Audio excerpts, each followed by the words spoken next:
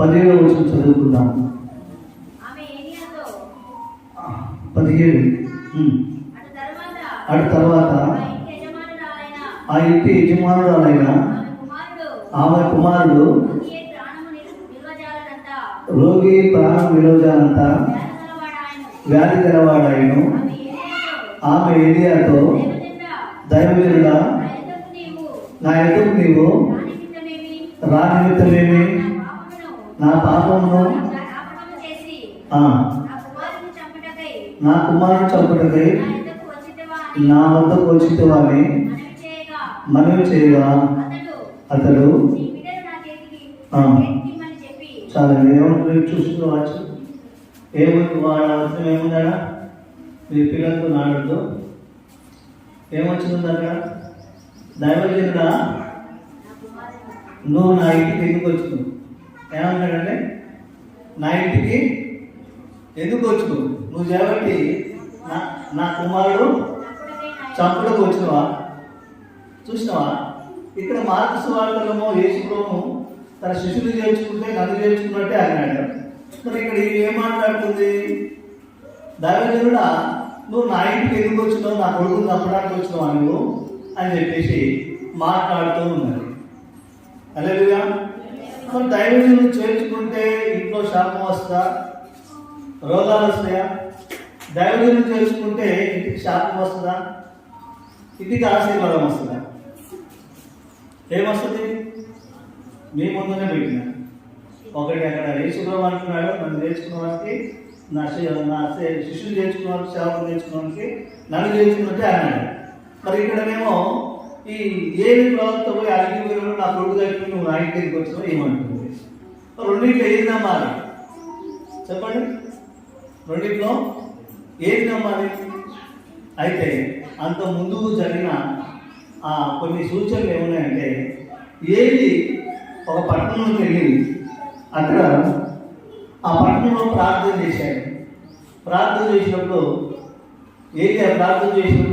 ఆ పట్టణాన్ని ఏది చెప్పించాడు? ఏం చేశాడంటే చెప్పించాడు. ఏమని చెప్పించాడు అక్కడ అంటే, 3 సంవత్సరాలు ఈ పట్టణంలో వర్షమైనను మంచైను కురవదు అని ఎప్పుడైతే మాటను ఆయన విడిచిపెట్టాడో ఆ స్థలంలో ఏమైందంటే వర్షమైన మంచైను కురవలేదు అని రాయబడి 10వ అధ్యాయం ఉంటుంది. ఏం కాదంటే అక్కడ వర్షం రాలేదు, మంచు కురవలేదు, అక్కడ మొత్తం కరువు వచ్చేసింది. ఈ కరువు ప్రాంతంలో వాళ్ళు బతుకుతున్నారు. ఎందుకంటే రాజు ఎదుగుతారు, దేవుని ఎదుగుతారు. నేను నీ సేవకుడికైతే నన్ను నువ్వు అభిషేకించితే నీ సేవకుడు మాట ప్రకారం ఈ దేశంలో వర్షమైన మంచైను కురవకుండును గాక అన్నాడు. హల్లెలూయా. ఒక సేవకుడు అభిషేకించిన సేవకుడు శపిస్తే ఏమైంది? అక్కడ 3.5 సంవత్సరాల వర్షము రాలేదు.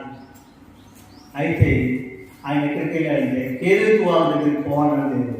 పోయినప్పుడు అక్కడికి ఒక విధవరాలు వచ్చి కట్టెలు ఏరుకుంటూ ఉందంట. ఏరుకుంటుంటే ఏమైందంటే, అయ్యా అమ్మ నువ్వు ఇంటికి వెళ్ళిపోయి నాకు ఒక అప్పము చేసి తీసుకురా అన్నాడు. ఇదేదయ్యా, మా ఇంట్లో ఉన్నది కొంచెం పిండే. ఎంత పిండి అంట? కొంచెం పిండే ఉంది. మేము అది తిని చచ్చిపోదాము అనుకుంటున్నాను. ఏమనుకుంటాను? మేము అది తిని చచ్చిపోదాము అనుకుంటున్నాను. అంటే తిరిగిన తర్వాత ఏమైపోతారు వాళ్ళు? తిన్న తర్వాత ఏమైతే వాళ్ళు ఏమైందంటే ఇక లేదు కదా, ఆహారం లేదు కదా, చచ్చిపోదాం అనుకున్న వాళ్ళ దగ్గరికి పోయి ఒక అప్పం చేసి అమ్మా అన్నాడు. అంటే అట్లెట్ట దొరుకుతుందయ్యా? ఒకటే ఆరంభం చేసుకుని మేము చేసాక నేను చచ్చిపోదాం అనుకున్నా, కొద్దిగా పిండి ఉంది, చనిపోవాలనుకుంటున్నాను అన్నాడు. అయితే ఈ సేవకుడు అయినా పర్వాలేదమ్మా, నాకు ఒక రొట్టె చేసుకున్నాను. ఆయన మాట ప్రకారం వెళ్ళిపోయి ఒక రొట్టె తీసుకొని ఇచ్చింది. హల్లెలూయా. దేవునికి స్తోత్రం.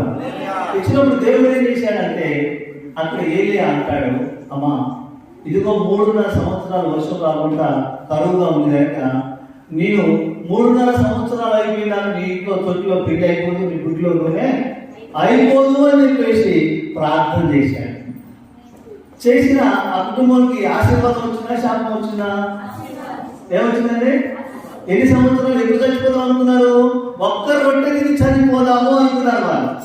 ఆ ఒక్క రొట్టె తిని చనిపోదాం అనుకున్న ఆ కుటుంబము ఆ దాసును చేర్చుకోవడం వల్ల 3.5 సంవత్సరాలు బ్రతికారు. ఎన్ని సంవత్సరాలు బ్రతికారు? మరి సేవకులు ప్రార్థన చేసిన ప్రార్థన గుర్తుండదు విశ్వాసులకి. వారు ఉపవాసం ప్రార్థన చేసి గుర్తుండదు. వాళ్ళ ఇంటికి వచ్చి ప్రార్థన చేసి కన్నీరు కాల్చింది గుర్తుండదు. వారు వాళ్ళ సమస్యలు ఉన్నప్పుడు, బాధలు ఉన్నప్పుడు, ఇబ్బందులు ఉన్నప్పుడు, వారికి చాలా బాధలు ఉన్నప్పుడు సేవకులు వచ్చి ప్రార్థన చేసింది గుర్తుండదు. కానీ వచ్చిన సమస్యను బట్టి సేవకులు తింటారు. ఏం చేస్తారండి? వచ్చిన సమస్యను బట్టి సేవకులు తింటారు. ఇక్కడ ఏం రాయబడింది? ఏమన్నది ఆమె? నువ్వు నా ఇంటికి రావడం వల్లే నా కొడుకు చచ్చిపోతున్నాడు, నువ్వు నా ఇంటికి ఎందుకు వచ్చినావా? ఎప్పుడు వస్తున్న మాట? ఆశీర్వాదం పొందుకుందా లేదా? చచ్చిపోదాం అనుకుందా లేదా? మళ్ళీ ఆయన ఎందుకు తింటారు చెప్పండి? అప్పుడు ఆయన రాకపోతే అప్పుడే చచ్చిపోదు వాళ్ళు ఒక్కరోజు తింది. అయితే ఈయన వచ్చేసి ప్రార్థన చేసి ఆశీర్వదించులో ఇంట్లో సమృద్ధిగా ఉంది. ఉన్న తర్వాతకి మళ్ళీ ఏమంటుంది? ఆయన చేసిన మేలు మర్చిపోయింది. ఏం మర్చిపోయింది ఆమె? ఆయన చేసిన మేలు ప్రార్థన మర్చిపోయింది. 3.5 సంవత్సరాలు ఆయన దగ్గరికి వచ్చిన సంగతి, ఆ ఇంట్లో ఉన్న సంగతి. ఎక్కడ ఉన్నాడు? 3.5 సంవత్సరాలు వాళ్ళ ఇంట్లోనే ఉన్నాడు. ఉండి వారికి భోజనాన్ని సిద్ధం చేసింది. ఇవన్నీ మర్చిపోయి ఆ కొడుకు రోగం రాగానే ఏమంటుంది? నా ఇంటికి ఎందుకు వచ్చినావు? నువ్వు ఎవరికి నా కొడుకు? మరి ఎలాంటి విశ్వాసాన్ని వీళ్ళు? దేవునితో ఆత్మచేత నింపబడే వాళ్ళ, దేవుని గురించి తెలుసుకున్న వాళ్ళ, దేవుని సన్నిధి గురించి తెలుసుకున్న వాళ్ళ, సేవకుల గురించి తెలియని వాళ్ళు ఎవరండి? చాలా మంది నా మీద నిందలు వేస్తున్నారు. మా ఇంటికి వస్తున్నాడు, గంటలు కూర్చుంటున్నాడు, మాకు బేరం వస్తుంది, బేరం వెళ్ళిపోతుంది, వాళ్ళు మా ఇంటికి రావడం వల్ల గంటలు కూర్చుంటున్నాడు మా ఇంటి. అంటే నాకు ఏం పర్లేదు. ఒక వచ్చి మా ఇంటి గురించి ఫోన్ మాట్లాడుకుంటాడు, ఫోన్ చూసుకుంటాడు. అంటే ఎంత చీపు ప్రార్థన చేసి పోయింది. అంటే గంటలు వాళ్ళ ఇంటికి వచ్చి నేను ఎందుకు కూర్చుంటే నాకు అవసరమా? నాకేం పని లేదా? చెప్పండి. అంటే నాకేం పని లేక పొద్దుపోక ఇంటింటి తిరిగి ఇంటింటికి పోయి పైసలు అడుగుతున్నాను. అమ్మ 100 రూపాయలు, 500 రూపాయలు బతకలేకపోతున్నా. అంటే ఒక సేవకుడు ఎలాంటి వాడు? అడుగుకునేవాడా? అంటే తిండి లేక ఇంటికి తిరుగుతున్నవాడా? మరి ఎలాంటి వాడు సేవకుడు? నేను దేవుని సరికి తిరిగి వచ్చాను తెలుసా మీకు? దేవుని రాజ్యానికి చేరాలి, మిమ్మల్ని కూడా చేర్చాలని ఆశతో వచ్చాను. మీరు వెళ్ళిపోతే నాకేమైనా అవసరం లేదని మీకు కూడా నా ఇష్టాన్ని జీవించుకుంటే మీకు నాకేమీ విలువ ఉండదు. సమస్తాన్ని విడిచి 1 రూపాయి ఆశించకుండా సేవలో దేవుని సేవ చేస్తున్నాం. ఎవరు నాకే 1 రూపాయి 1 రూపాయలకి ఏదైతే అయినా కానీ దేవుని సేవ చేస్తున్నాం. ఎందుకు చేస్తున్నానంటే దేవుని కొరకు, సంఘం కొరకు. ఎవరి కొరకని? సంఘం కొరకు. హల్లెలూయా, దేవునికి స్తోత్రం. ఒక మంది మా ఇంటికి వచ్చి మా బేరం జరగబోతుంది, ఒక మంది మా ఇంటికి వచ్చి గంటలు కూర్చుంటుంది, ఒక మంది మా ఇంటికి వచ్చి బంకాల్లో పోరాడుతున్నారు. ఈ సేవకుల మీద నిందలు వేయడానికి మీకు పరిశుద్ధ ఆత్మను ప్రేరేపిస్తుందా, దురాత్మ ప్రేరేపిస్తుందా? నాకు రావాలని అవసరం. మీ ఇంటికి వస్తేనే నాకు పోదు కదా, అలాంటి లేదు కదా.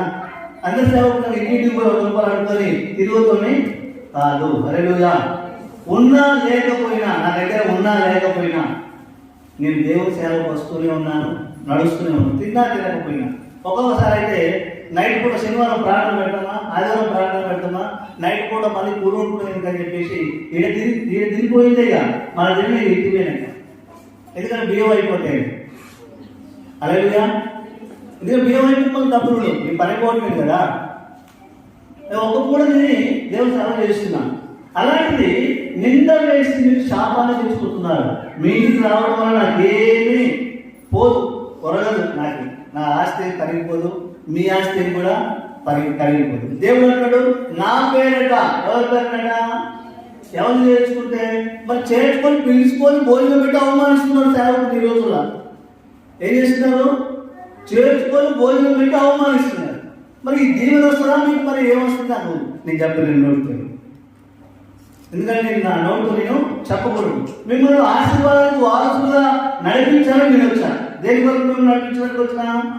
ఆశీర్వాదానికి వారసులుగా మిమ్మల్ని నడిపించాలని మీరు తప్పు మార్గంలో నడిస్తే సరైన మార్గంలో నా నోటు నేను చెప్పకూడదు. మిమ్మల్ని ఆశీర్వాదానికి వారసులుగా నడిపించాలని నేను వచ్చాను. దేని వరకు మిమ్మల్ని నడిపించడానికి వచ్చినా? ఆశీర్వాదానికి వారసులుగా మిమ్మల్ని నడిపించాలని, మీరు తప్పు మార్గంలో నడిస్తే సరైన మార్గంలో నడిపించాలని నేను సేవకుడిగా వచ్చాను. అలాంటి సేవకులు పట్టుకొని మా ఇంటికి వచ్చి గంటలు కూర్చుంటాడు. మా ఇంట్లో రోజు వచ్చి మా ఇంటికి వస్తాడు. ఏం పని లేదు, నాకేం పని లేదు. హల్లెలూయా, దేవునికి స్తోత్రం. ఒక్కోసారి అనిపిస్తుంది కదా, ఇలాంటి బోధ చెప్పేదానికి అన్నిటిగా బతకడం లేదు బాబు. ఎందుకంటే ఒక భక్తులు అంటాడు, ఏమంటే ఆత్మీయులేనను అవమానించగా అన్యులేనను అపహాసించగా అందరి వైతివయ్యా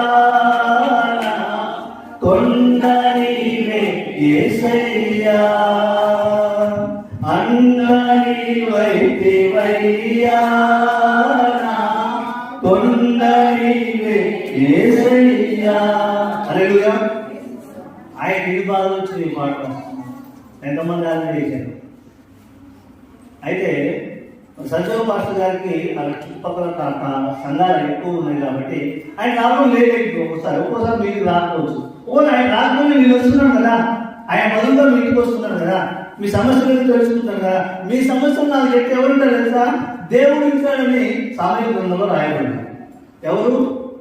మీ సమస్యలు సేవకుడికి చెబుతూ ఉంటే దేవుడు ఏం చేశాడంట? అయ్యా వాళ్ళ సమాధానం తెలుసయ్యా, వాళ్ళు చెప్పిన సంగతి నేను విన్నాను. ఎవరు చెప్తుంటే పక్కింటుడు కాదు, బంధువులు కాదు, స్నేహితులు కాదు, సేవకుడికి నీ సమస్య చెబుతూ ఉంటే ఎవరు వింటాడు తెలుసా? దేవుడే వింటాడంట. మీ ఇంటికి వచ్చినప్పుడు నీ సమస్యల గురించి నాకు చెప్తుంటే దేవుడు వింటున్నాడు. ఆయన నీకు సమాధానం ఇస్తాడు. నేను శనివారం ఉపవాస ప్రార్థన పెట్టి ఎవరింటినైనా వారం మొత్తం వారి వరకు ఇంటికాడ ప్రార్థన చేస్తాను. వారం మొత్తం ప్రభా అలాంటి శనివారం ఉపవాస ప్రార్థన పెట్టిన వాళ్ళ సమస్యలన్నీ తొలగించు, అది మంచి ఆరోగ్యం వారం మొత్తం. ఎందుకంటే మన వారానికి మన వేరే వాళ్ళు పెడతారా, మన వారం గురించి చేయాలి కాబట్టి ఒక వారం అంతా శనివారం దాకా వాళ్ళ గురించే ప్రార్థన చేస్తాను. ఎందుకంటే నన్ను చేర్చుకుని ఎవరు చేర్చుకున్నావు? నీ పేరుగా నన్ను చేర్చుకున్నాను కనుక వారికి ఆశీర్వాదం ఉండాలి అని చెప్పేసి వారం అంతా ప్రార్థన చేస్తాను. దేవుడిలో మీరేం చేస్తున్నారంటే నాకు ఆశీర్వాదాలు వద్దు, నాకు దేవుని వద్దు అని చెప్పేసి నా మీదనే నిందలు వేస్తున్నారు, అవమానిస్తున్నారు. అలాంటిది నేను అనుకుంటాను, ప్రభా నువ్వు నా తోడుగా ఉన్నావయ్యా. ఎలా ఉన్నాడు? ఎలా ఉన్నాడండి? తోడుగా ఉంటేనే కదా నిందలు వేసేది. దేవుడి స్థితిలో దేవుడు తోడుగా ఉంటే ఏమైందంటే నిందలు వేస్తాడు. నువ్వు నీతిగా నడిస్తే వస్తాయి, నీకు నిందలు వస్తాయి, అవమానాలు వస్తాయి. ఎవరి పేరిట? ఎవరి పేరిటండి? యేసు పేరిట మనకు నిందలు వస్తే ఆనందించాలి. ఏం చేయాలంట? ఆనందించాలి. చూడండి, యాకోబు రాసిన పత్రిక అనుకుంటా,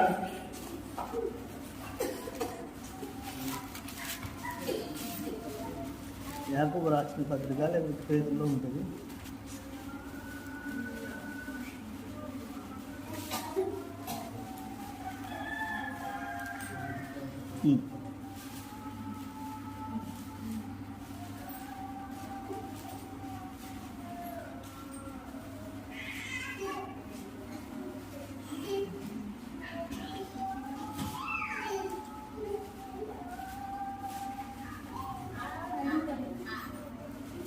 యాకోబు రాసిన పత్రికలో 5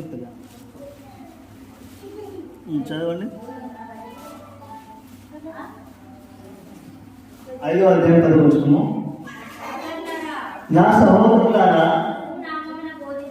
ప్రభువు నామమున బోధించిన ప్రవక్తలను ఓపికను మాదిరిగా పెట్టుకుని సహించిన వారిని ధన్యులను కొలుచున్నాము కదా. మీరు యోబు యొక్క సహనమును గూర్చి వీటిని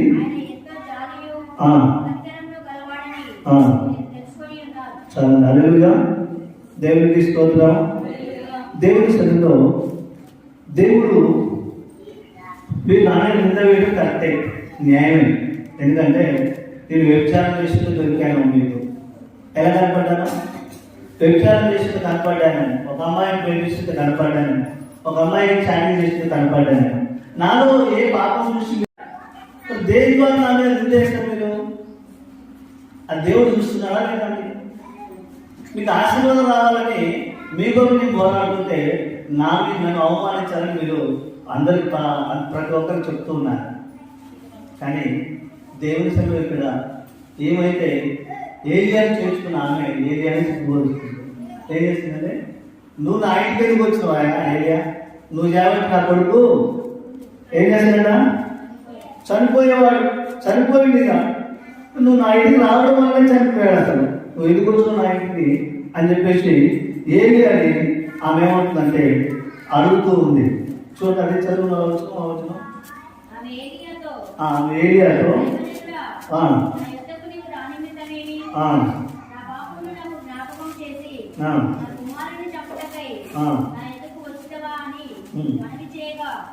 అతడు నీ బిడ్డను నా చేతికిమ్మని చెప్పి ఆమె కౌగిట్లో నుండి వాడిని తీసుకొని తన పై అంతస్తు గదిలోనికి పోయి తన మంచం మీద వాడిని పరుండ పెట్టి, యెహోవా నా దేవా, నన్ను చేర్చుకున్న ఈ విధవరాల కుమారుని ఏమంటాడంట, నన్ను చేర్చుకున్న ఈ విధవరాల కుమారుని నువ్వు చంపినంతగా ఆ మీదికి గీడు రాజేస్తూ అని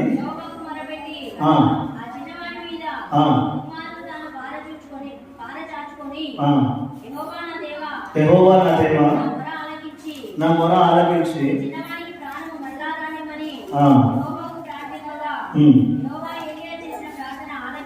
యెహోవా ఏలియా చేసిన ప్రార్థన ఆలకించి చాలండి. హల్లెలూయా.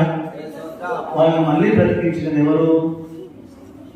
దేవుడు. ఎవరు ప్రార్థన చేశారు అక్కడ? ఏలియా మళ్ళీ ప్రార్థన చేశాడు. ఇప్పుడు రవణ ఎన్నోసార్లు మీకు ప్రార్థనలకు వస్తుందా ఊళ్ళలో, అన్న చీకటైంది మా ఇక్కడ పడుకోకపోవా అన్నాడు. అంటే సేవకుల మీద ఎంత గౌరవం చూపెడుతున్నాడు. ఎన్నోసార్లు ఇక్కడ రూమ్ తీసుకోవాలి కూడా అన్న మా ఇంటికి వచ్చి పండుకొని తెల్లారి లేచిపోదురా అన్నాడు. అంటే వారి దగ్గర చేర్చుకుంటున్నాడు, భోజనం పెడుతున్నాడు. దేవుడు పొందుకుంటున్నాడా, కోల్పోతున్నాడా? అందుకని దేవుడు అతను ఆశీర్వదిస్తున్నాడు. హల్లెలూయా. దేవునికి స్తోత్రం. మనం ఎందుకు మన స్థితిని కోల్పోతున్నాం, మనం ఎందుకు ఆశీర్వాదం పొందుకోవట్లేమంటే సేవకుల మీద అవమానం పరిచే మనసు నీకు ఉంది కనుక మనలో ఆశీర్వాదం రావట్లేదు. మనం రోగాల పాలు ఎందుకు అయిపోతున్నాము?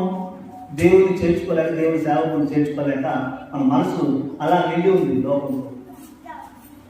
కాబట్టి దేవుని సన్నిధిలో మనము దేవుడిని ఆరాధిస్తున్నప్పుడు ఒక సేవకుని ద్వారా శాపం వస్తుంది, ఒక సేవకుని ద్వారా ఆశీర్వాదం వస్తుంది. గమనించాలి. ఏదో మీ ముందర కనపడుతున్నాం కదా, ఏదో లెక్కేది అనుకుంటున్నారేమో. మీ ముందర కనపడుతున్నాం కదా కాబట్టి ఏదో లెక్కేదని మీరు అనుకోవచ్చు. కానీ నేను ఎవరు తెలుసా? దేవుడు అభిషేకించిన సేవకుని. హల్లెలూయా. దేవుడికి స్తోత్రం. ఒక సేవకుని ప్రార్థన చేస్తే, ఒక పాపాలు క్షమించమని ప్రార్థన చేస్తే దేవుడు క్షమిస్తాడు అని రాయబడింది. ఎవరన్నా ఒకరి విశ్వాసుని ప్రార్థన చేస్తే, ఒక సేవకుని ప్రార్థన చేస్తే ఆయన పాపాలు క్షమించమంటే క్షమిస్తాడంట దేవుడు. అంతటి సామర్థ్యం దేవుడు సేవకునికి ఇచ్చాడు. హల్లెలూయా. దేవుడికి స్తోత్రం. ఒక వ్యక్తి మాత్రము అనాథలోకి వెళ్ళిపోయాడంట. వారి కుటుంబం అంతా, వారి సంతానం అంతా, వారి బంధువులు, వారి స్నేహితులందరూ అనాథలోకి వెళ్ళిపోయి చనిపోయినట్టు రాయబడింది. ఎవరు నిద్రించారు వాళ్ళు తెలుసా? సేవకులు నిద్రించారు.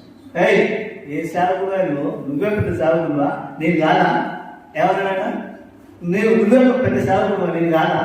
నీకే అధికారం ఇచ్చిన దేవుడు, పెద్ద మా మీద పెత్తనం చేద్దాం వస్తున్నావు నువ్వు అని చెప్పేసి మోషేని ఒక వ్యక్తి అడిగాడు. ఏమన్నాడు? ఆయన పేరు కోరావు. ఎవరండి? కోరావు. మీరు బైబిల్ చదివేదో తెలియదు, తెలుసు నాకైతే తెలియదు. కానీ లాగోలు అయితే బయటికి పంపి ఫస్ట్ అది అది పట్టుకోండి కట్టే. హల్లెలూయా. దేవునికి స్తోత్రం. నేను 11 గంటలకు వచ్చిన ప్రార్థన చేద్దామని ఈ టేబుల్ పట్టుకొని పోవట్లేదు. నువ్వేం చేస్తున్నావు, ఎందుకు కూర్చున్నావుడా, నువ్వేం చేస్తున్నావుడా, నువ్వు బోరు, నేను బోరేపోను, నీచుకోను. అలా వచ్చి కూర్చోలేక మళ్ళీ పోయి మళ్ళీ వచ్చి నిలబడి నేను పైకి ఎక్కుతా అంటాడు. అవి ప్రార్థన చేద్దాం వచ్చిందా బాగుంటాయి, ప్రార్థన చేస్తే నాకైంది. హల్లెలూయా, దేవునికి స్తోత్రం. అయితే